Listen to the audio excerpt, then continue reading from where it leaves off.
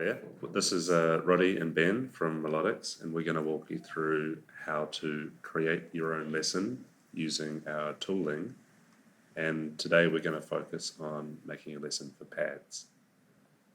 To begin, we use the Everything Blank template, which you should be provided with as a UGC user. And we'll walk through how to utilize that for creating pads lessons specifically, and what kind of differentiates pads lessons from keys lessons, which you may have already made. I'm going to grab my samples.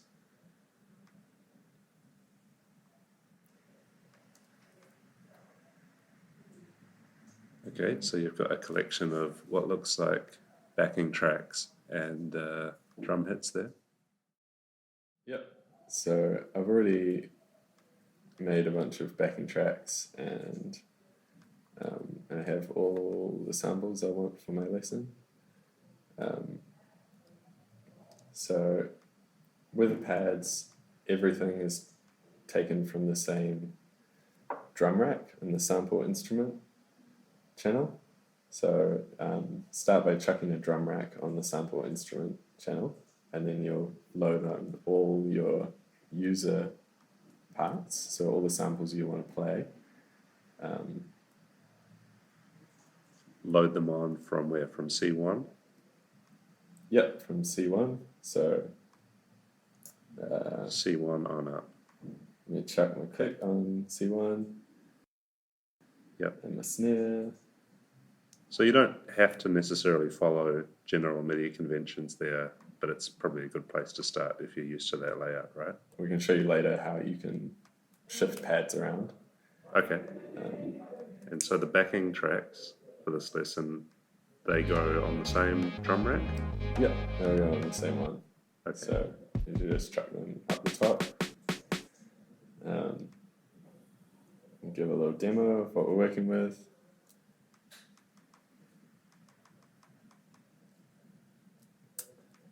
Okay, and next I'll add the MIDI. Okay. In. So I've already made some user MIDI parts here. Yep. For pads lesson, we use this both hands column over here, and it's sending MIDI to the sample instrument. Oh yes, so I can see how it's routed. The MIDI from is going to sample inst, whereas the left and right hand MIDI columns are going to keys instruments. Yeah. Okay. Okay, so this is a 3-step lesson. So does that mean we can get rid of every other scene? Yep, we can. Now that we've established how many steps we have, we'll delete everything else. And we'll clean up this session a bit. Cool. So those scenes directly relate to the lesson steps as they're displayed in Melodics. Yep, that's correct. You can also name the steps here if you wish. So, basic beat. To create the backing MIDI, I copy the user MIDI over to the backing MIDI, and then I delete it all and place a MIDI note to trigger that backing track. Yep. For that step.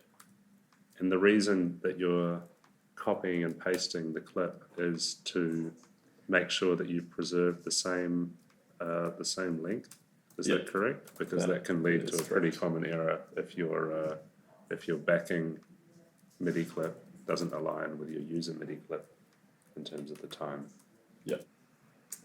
So we've got our backing track set up. And at the moment, you're just reshuffling things to line up to your user MIDI. Is that correct? Yep, that's right.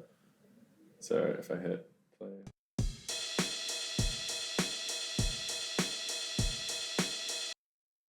I turn on this backing track.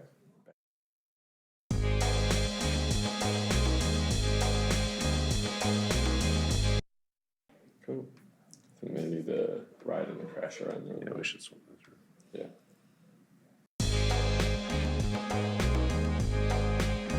Cool. It's a bit less of a hectic beat. Chill that out a bit. Very important step to take next is to collect all and save. First you save. Save as it is. Say this one as UGC, it's test. So this will be the name of the lesson. And after saving, make sure you collect all and save, just to make sure all the samples are collected and in the same place.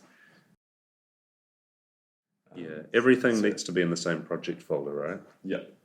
And then you can select your ALS file and drag it into Melodics, into the beta section. You should be able to just drop it there.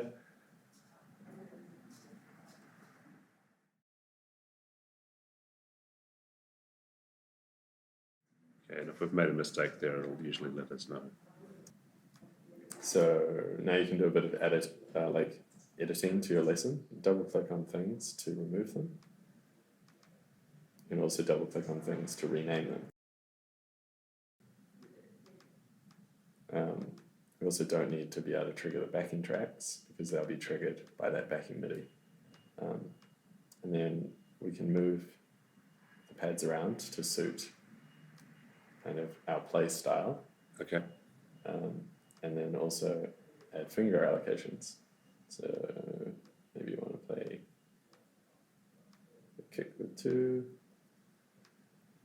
the ride and the crash with these. And hit save. Ooh, maybe we want the crash and the ride around the other way.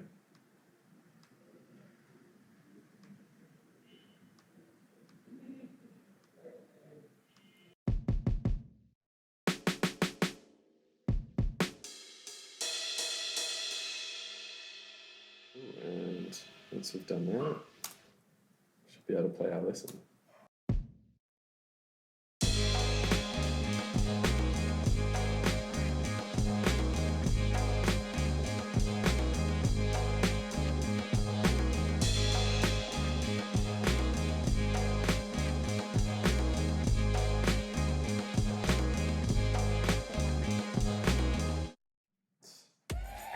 Oh, man. Easy, no worries.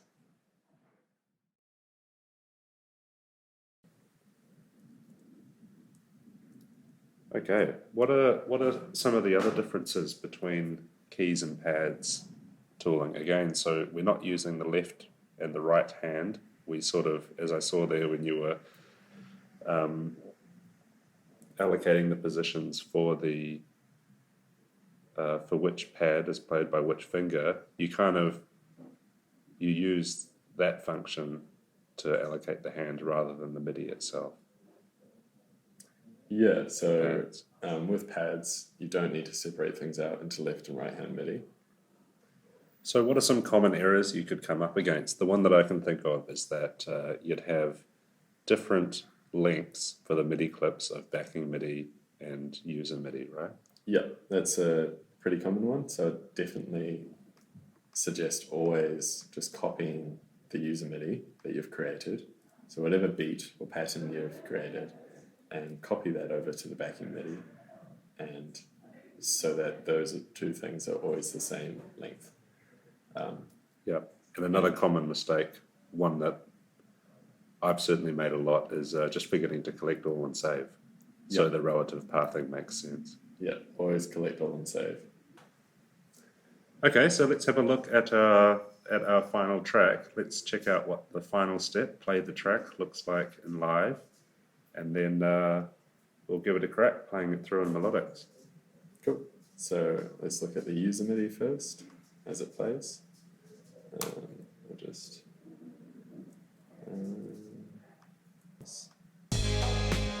cool. So we got the ride going across the top, quick snare, and crash on every. Yep, and the backing MIDI track just hit go on the backing MIDI, which lasts for 32 bars. So if we just go from the start again, you can see this backing MIDI. It doesn't matter how long it is. All it is a trigger just to kick things off for the backing. And we'll just look at the sample instruments. So the drum rack, where all that MIDI is going to. These are the samples that are being played. So we've got the backing track up the top here, which has been triggered. is the ride, the kick snare, and the crash. And now if we go into melodics, we've got our kick, snare, ride, crash. We took away the backing and all the extra samples just to clean it up. And that way when we go into the play screen, it's nice and concise. And this is what our lesson looks like.